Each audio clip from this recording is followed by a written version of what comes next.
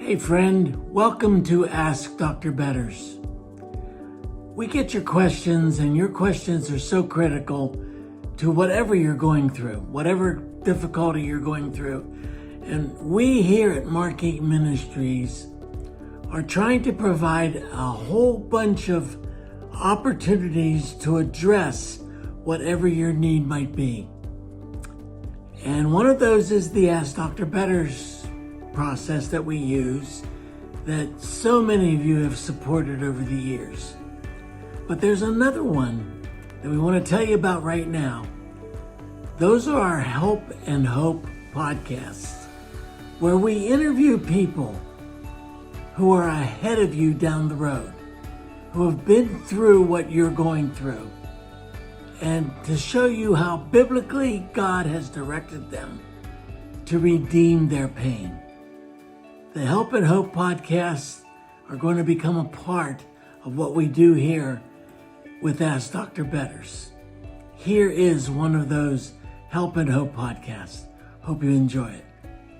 Hey friends, I'm Sharon Betters. Did you know that 1 in 5 Americans are caregivers to adults? That doesn't include those who are caregivers to children. Did you know that according to a study done in 2020 by the National Alliance for Caregiving, that 53 million Americans were caregivers to adults in 2020, and that's up 9.5 million from 2015. Caregivers are like this hidden country. It's almost as though they are invisible because they just go about whatever needs to be done, caring for the person that they love, not really expecting anything in return except hoping for improvement, hoping for healing for that person, and yet sometimes knowing that's not going to happen. Well, we have a guest today who I know you are going to want to hear what she has to say about caregiving. Her name is Marissa Bondurant, and she has experienced caregiving in ways that many people never will. And yet, from the stats, we know that many people will. She knows what it is to be weary. She knows what it is to wonder what the next day is going to bring, how to schedule all of those doctor's appointments. She knows it all. And her passion for helping others has ended up in a book called Who Cares for You? And I want to highly recommend this book. Get this book if you're a caregiver or if you have a loved one who is a caregiver, because Marissa gently carries us through the scriptures, showing us caregivers in the Bible, which I never even thought about before. So I know you're going to want to get this book. Who Cares for You? Marissa not only has a story of caregiving, but how she ended up as a caregiver is profound. So Marissa, thank you so much for joining us today. I'm so grateful that you are taking the time to share with us your heart and what you have learned in this really difficult journey of the crises in your family that led you into becoming a caregiver. So before we jump into our topic, tell us a little bit about yourself and what your family loves to do for fun. Just maybe one thing. Thank you, Sharon. Thank you for having me on here. Yes, I'm married to Rob, and we live in South Texas with our 4 girls, and they all just had birthdays. So they're 11, 9, 6, and 3. Mm-hmm. And one thing that they all love, and they're slowly winning me over, is camping. They love camping, and they are trying to make me a camper as well. But we do a lot of things out in the Texas Hill Country, hiking, exploring, playing in rivers, stuff like that. That sounds like a perfect childhood. We did camping when I was younger, when I was a child, and it's some of my best fun memories with my siblings are from those camping trips. So good for you, and good for your girls pulling you along. So you mentioned your girls, and in 2018, you received some devastating news about one of them. Can you tell us about that? Yeah, our second daughter, the one who's 9 now, she was 4.5 in 2018 when we were told that there was a tumor in her kidney and that it was a cancerous tumor, and she had to have surgery within like 36 hours of her diagnosis.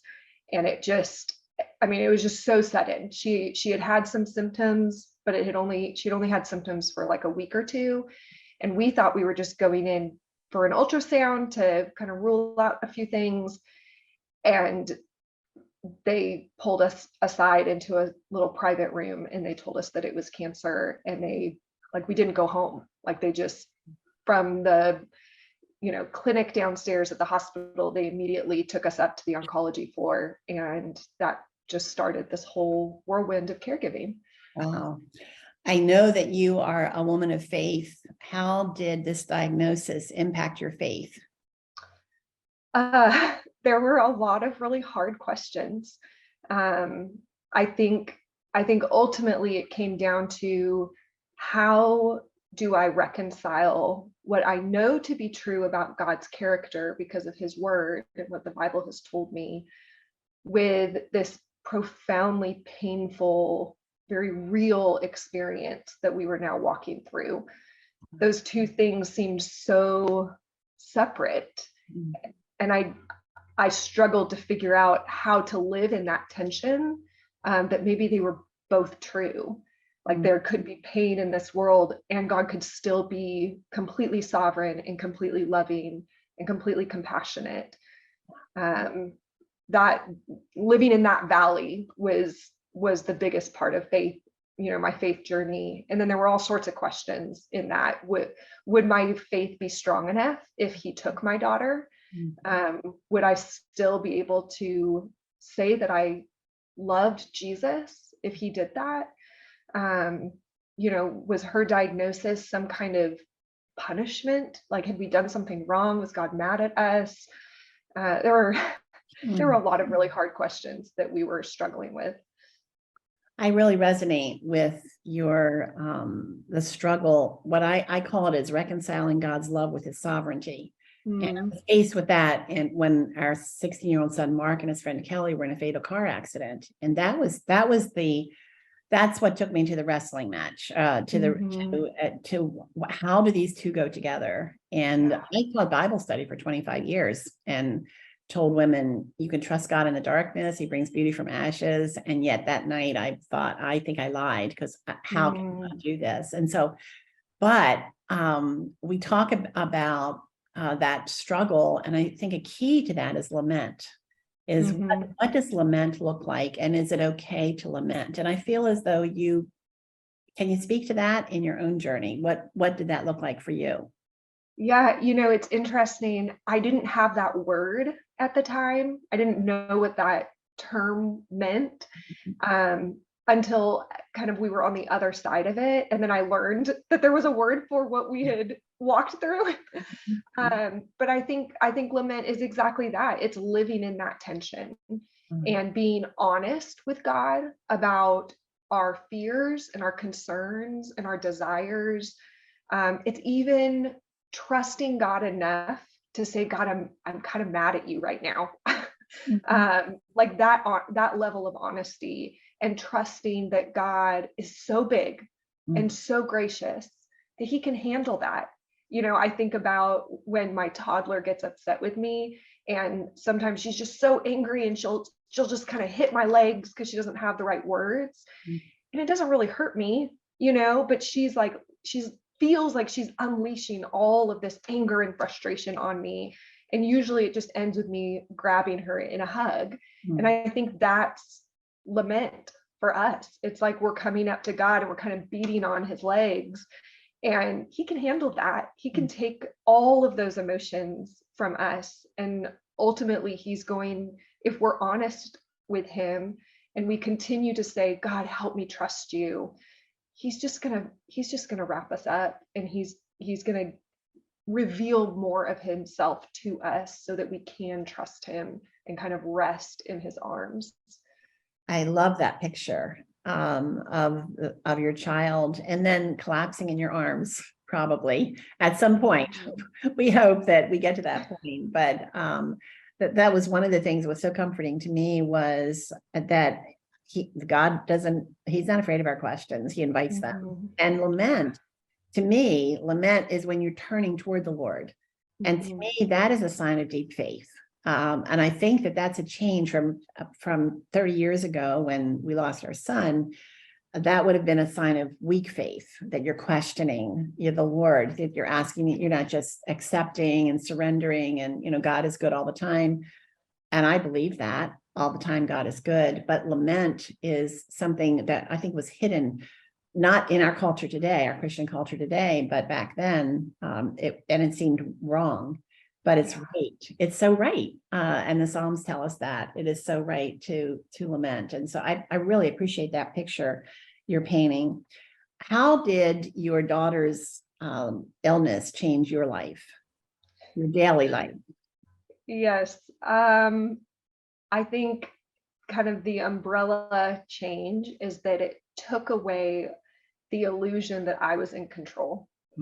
When you're a new parent, our kids were so little and you get inundated with 1,000 parenting rules. Do this, don't do that, keep all these things, put them to bed at this time, all this stuff. And then the formula is supposed to be that you end up with these happy, healthy, safe kids. Yeah. And we thought we were doing all the things.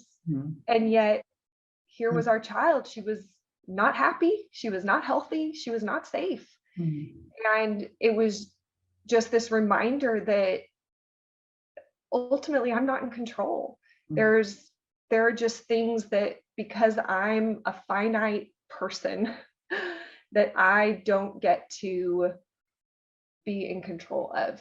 And I don't get to have the final say of how my life plays out or how my children's lives play out. It goes back to what you said earlier, that I think it bears repeating, and it may be a different word, and that is our theology matters. It really matters. And these hard places teach us, confront us with, what is your theology? What is the worldview through which you push everything, your thoughts and your behavior and your actions? And truly, it is a comfort.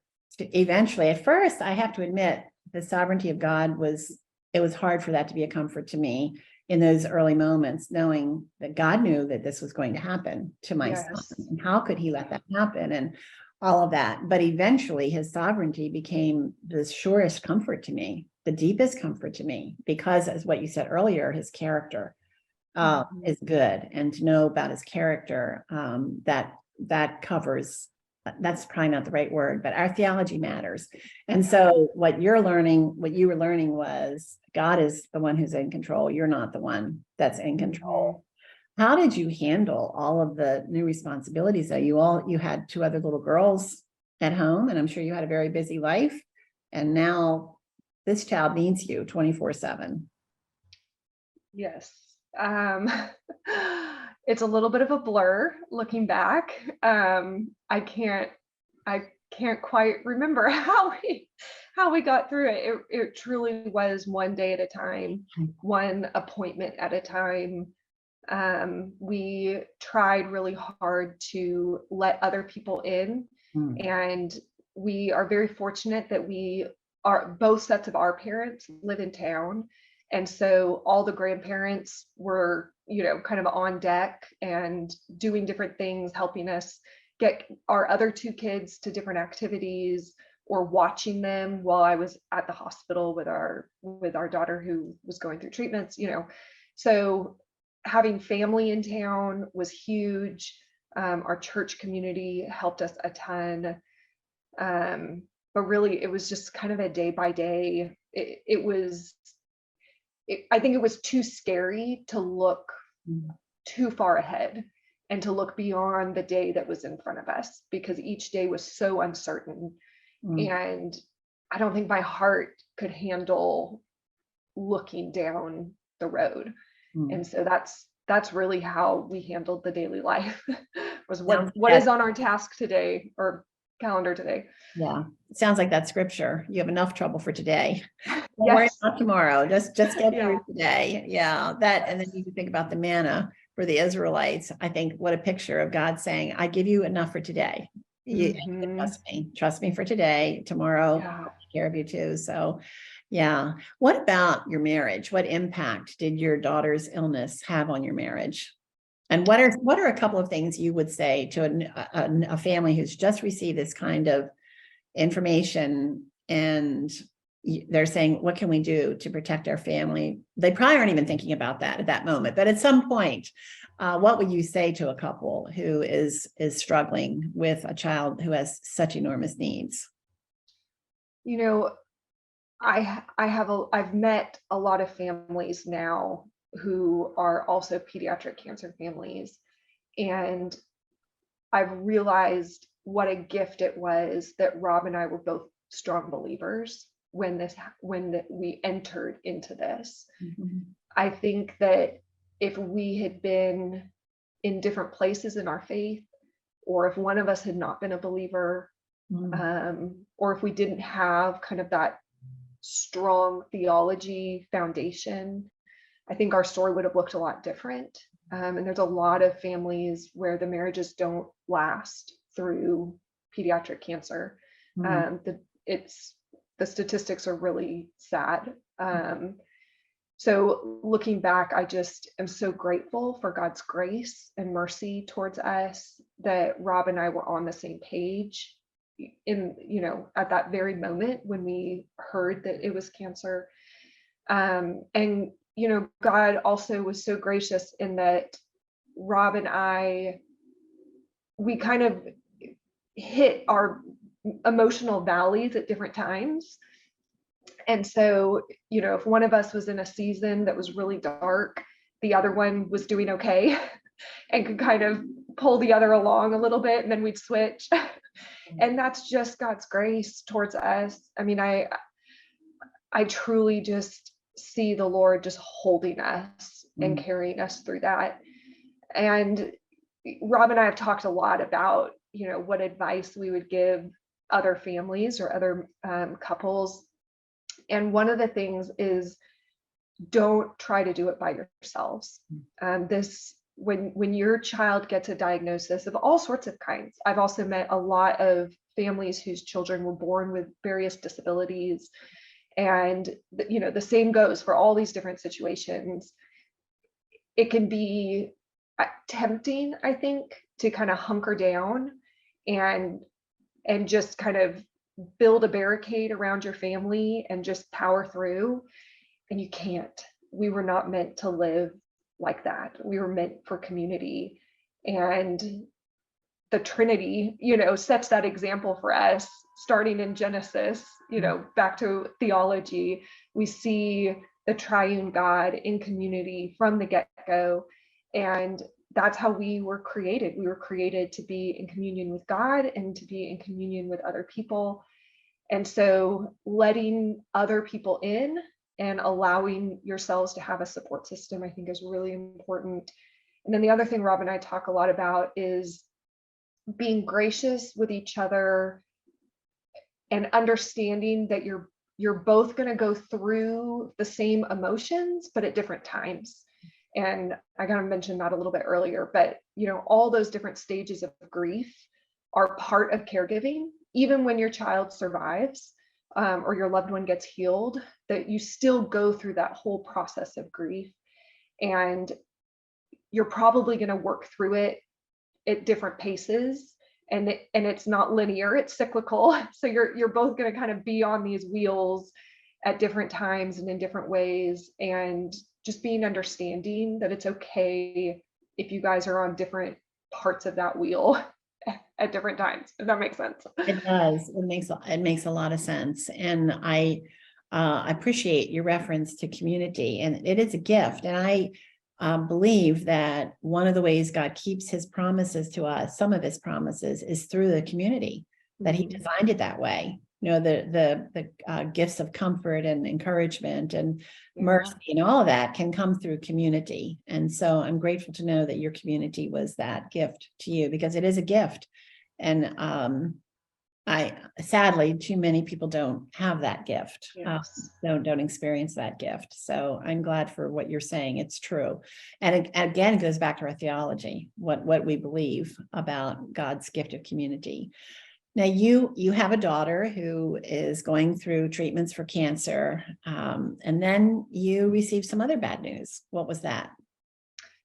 Yes, she had actually finished her treatment, but her immune system was still really compromised. We were still kind of living in that world of cancer. And I was pregnant with our fourth daughter, and just a couple weeks out from delivering her, and I had one last ultrasound to check that everything was okay.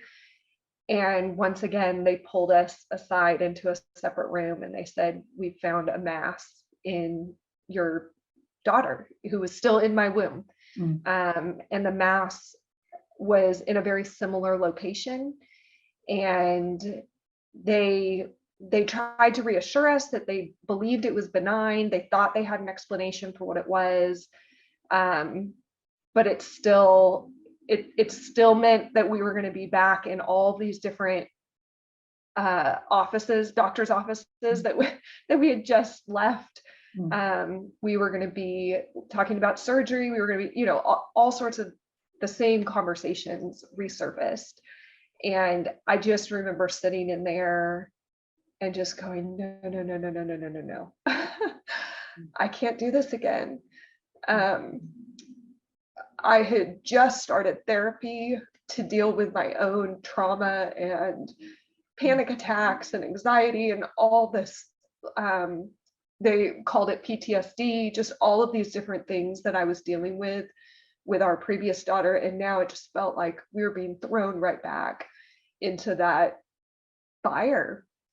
And then we delivered her. And then a week later, COVID happened and the whole world shut down. So it was just this surreal, it was just very surreal, and not where we wanted to be at that time. As the dust settled, and I'm sure it took a long time for that, was there anything in your first daughter's journey that helped prepare you to care for this little baby and to face the unknowns once more? I wish I could tell you that I was stronger and braver and that my faith was, more robust. But I had to just cling to Jesus. There's really no other explanation for how we got through. It was not me. It was not my own. It was not my strength is so strong, or my theology is so solid. It was literally just clinging to Jesus and saying, "You cannot leave. You cannot let us walk through this by ourselves. Yeah. You have to hold on to me, even if like my grip on you feels like it's slipping some days. Jesus, you have to hold us and you have to carry us through this." So I think in some ways my faith was even more raw the second time around. And her thing, just so everyone knows, like she's doing really well. It did not end up being cancer, but we did have to follow it for 3 years. And she just had her surgery recently to have it finally removed, and the biopsy came back and it's clear and we're done. But for 3 years we were, still there was a period of time where both of our girls were at the hospital, having scans done and imaging and meetings with doctors and stuff. And Rob and I were having to tag team, okay, you're taking this one this week and I'm taking this one this week. And yeah, I think going through it a second time, there was just a little bit more, I think my hands were a little bit more open. I think I wasn't trying to really force my way through it quite as much as the first time. I think there was kind of a humility and a softening of my heart, because I knew I couldn't do it by myself. I think the first time around, there was a part of me that thought, oh, I can just power through. And this time around, I was like, I know that that's not true. Well, Marissa, I can only imagine the emotions that you experienced. And I appreciate you being so transparent and honest. And I do think it goes back to where we're talking about weak faith versus, I see deep faith in what you're saying in your journey. That, and it's interesting when you read the Psalms. What does the psalmist often? He goes through all these reasons why he's hopeless and helpless, and there's no hope for him at all, and he doesn't know how he's going to survive. And then what does he say? You are my God, my rock, my rest, my refuge. And so the clinging that goes on there, and to know that when we, like you said, loosen our grip, he's holding us tightly in his grip, and he won't let go. He won't let go of his children when we know Jesus. And so that is a beautiful picture that you have painted. And so now we want to talk about caregiving, and why did you feel compelled with everything else in your life to write this beautiful book, Who Cares for You? And I want to tell you guys, listen, whoever's listening, this book is so good. And we are just touching a little tiny bit of it. And we want our conversation to be like salty peanuts, so that you will say, I got to get that book. I've got to learn more about what Marissa is saying about caregiving and who is caring for me. So Salty Peanuts, got the book. It's available everywhere by Marissa. So Marissa, tell us why you felt compelled to write this book. I wrote the book that I wish I had had when we were walking through that. Mm-hmm. I read lots of beautiful devotionals and listened to things and so forth on suffering and all of that.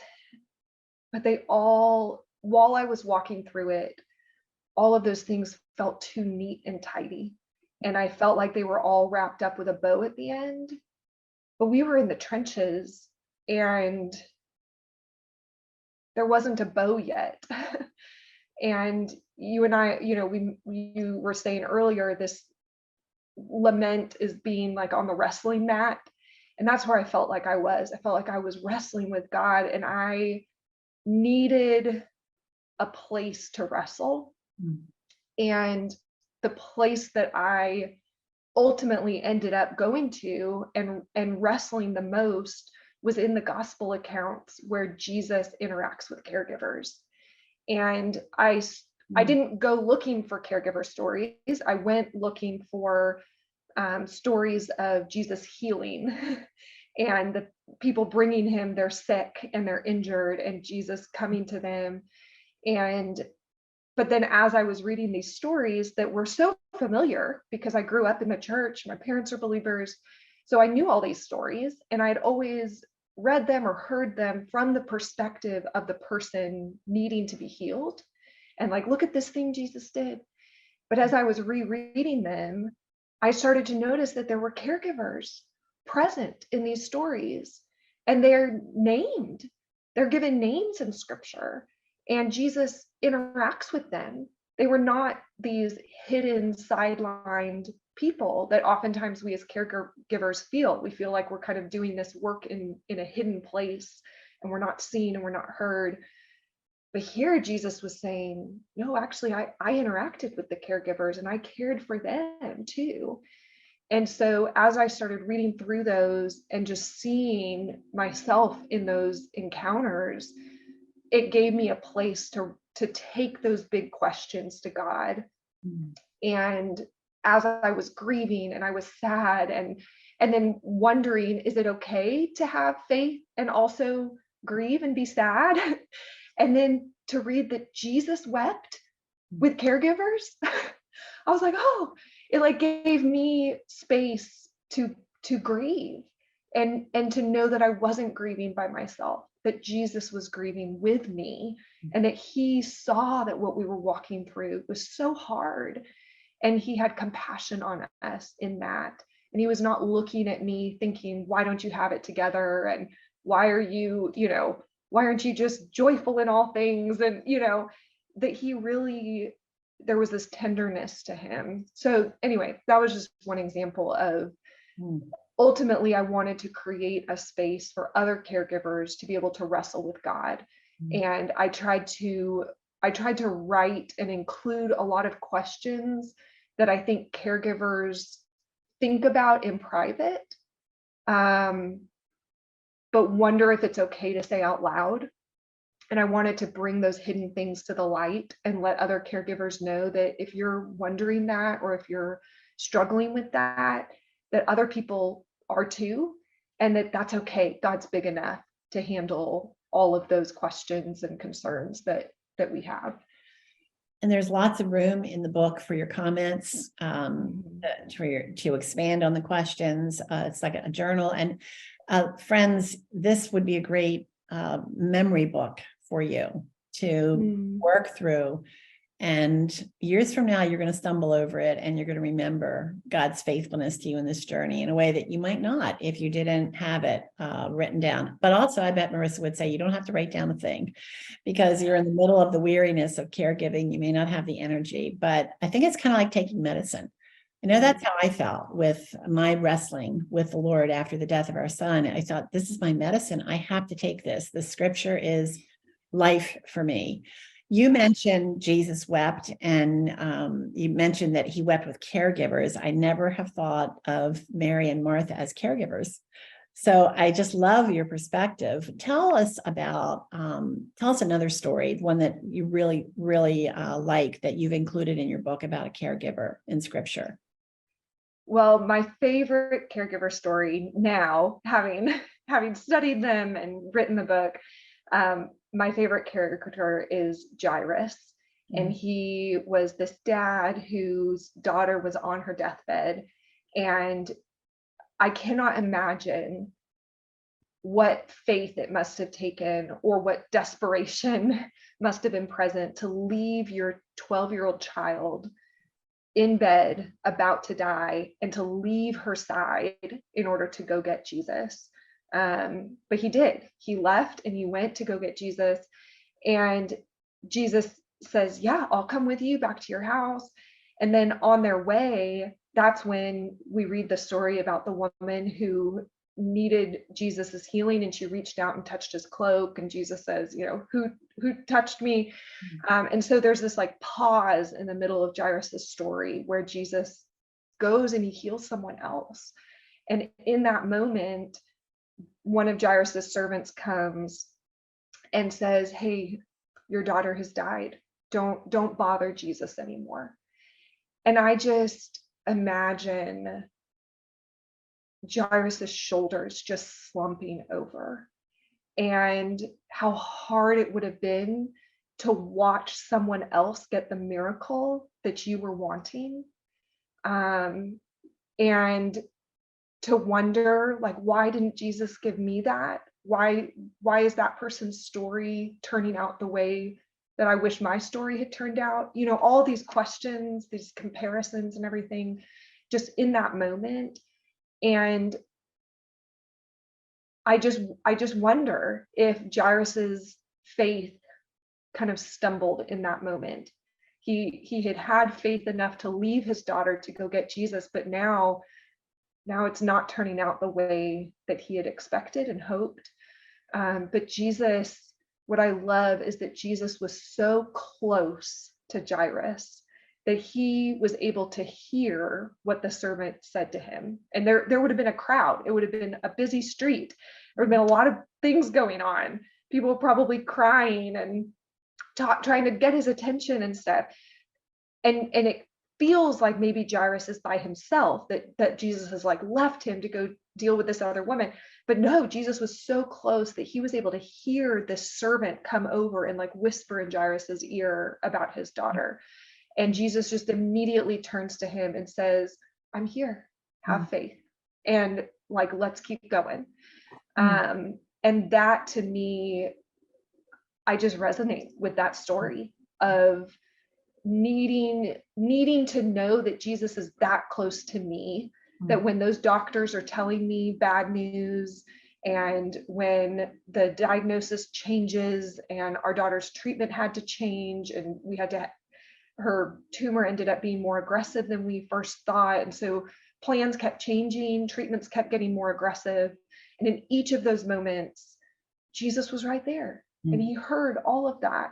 And he just wanted to continue to walk with me and continue to say, have faith because I am near.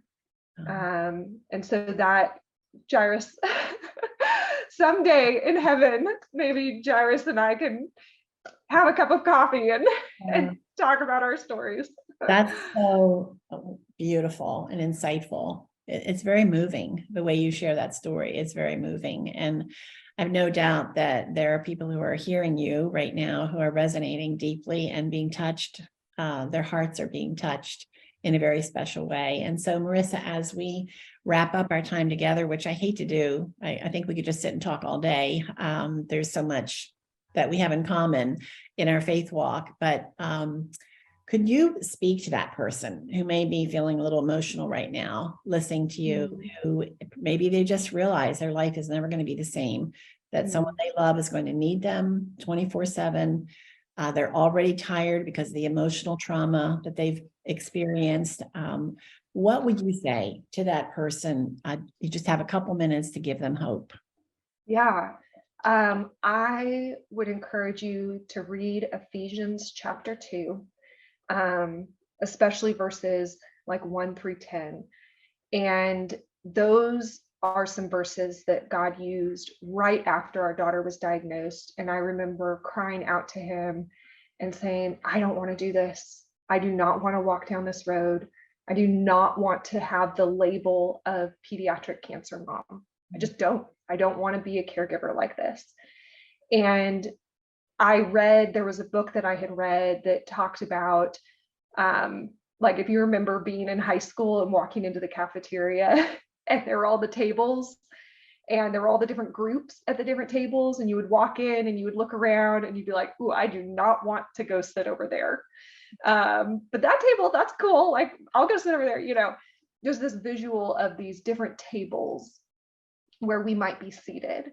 And in Ephesians chapter 2, it actually tells us that we're seated with Christ and that he is with us.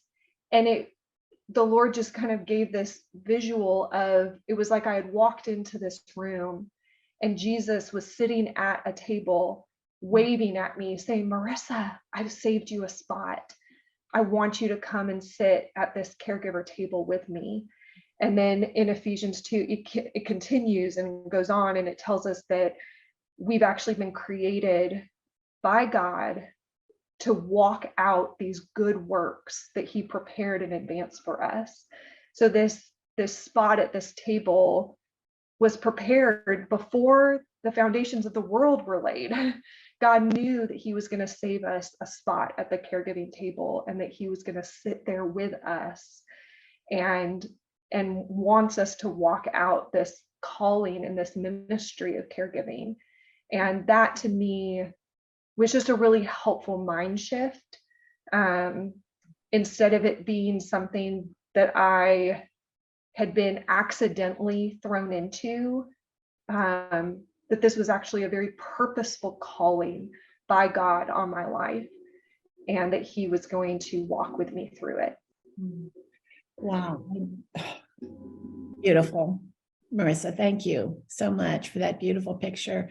And even if you're not a caregiver, that picture applies, whatever your circumstances are. What a beautiful physical picture of Jesus' love and tenderness and the way that you express it. I know that those of you who are listening, hearing Marissa, some of you are saying, I really need to connect more with her. And she writes a beautiful blog, beautiful messages.